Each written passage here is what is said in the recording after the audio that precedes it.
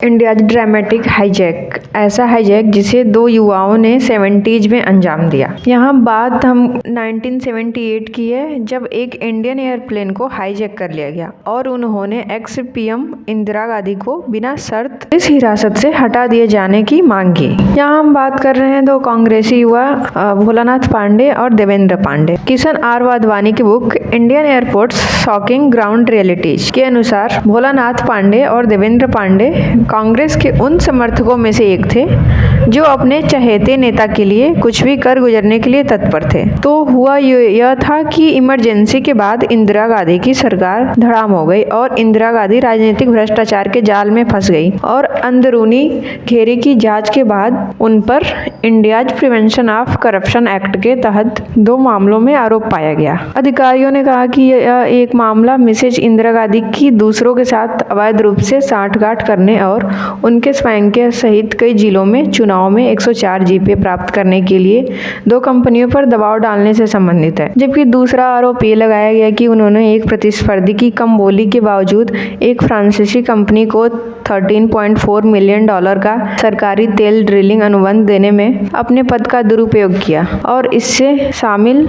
कंपनियों के नाम और अन्य विवरण सार्वजनिक नहीं किए गए। उस समय के तत्कालीन पीएम मोरारजी देसाई, जो कि जनता पार्टी से थे, उनके आदेश पर इंदिरा गांधी समेत 9 और व्यक्तियों को भी गिरफ्तार किया गया और उनके 30 वर्षीय बेटे संजय गांधी को पहले ही आधा दर्जन कानूनी मामलों में फंसाया जा चुका था। अब हम आते हैं 20 दिसंबर 1978। बोइंग 737-200 एक भारतीय एयरप्लेन जो कि 130 यात्री और चालक दल को कोलकाता से लखनऊ ले जा रही थी, जिसे हाईजैक करने के बाद वाराणसी में उतारा गया और तत्कालीन सरकार से इंदिरा गांधी की रिहाई की मांग की गई।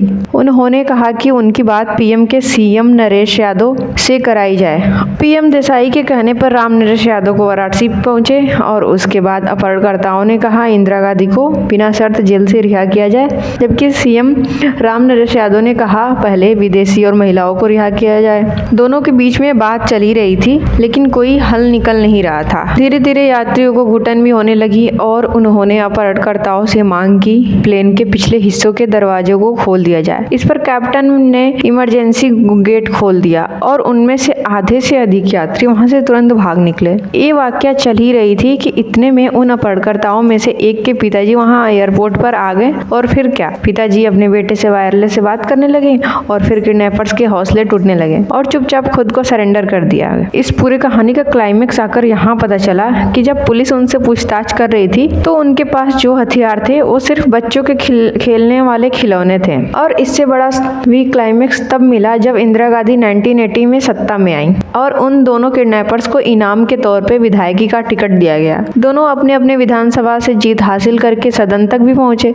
भोलानाथ पांडे बलिया से 2 बार विधायक बने, 1980 to 1985 और 1989 to 1991 तक, जबकि देवेंद्र पांडे 2 बार सुल्तानपुर से विधायक चुने गए और 1980 और 1985 के विधानसभा चुनाव जीत गए, लेकिन 89 में वो चुनाव में हार गए। जबकि एक कांग्रेस के प्रदेश महासचिव भी रहे और बाद में राजीव गांधी के करीबी रहते हुए इनकी डेथ हो गई। ये कांग्रेस का इतिहास रहा है। Thank you.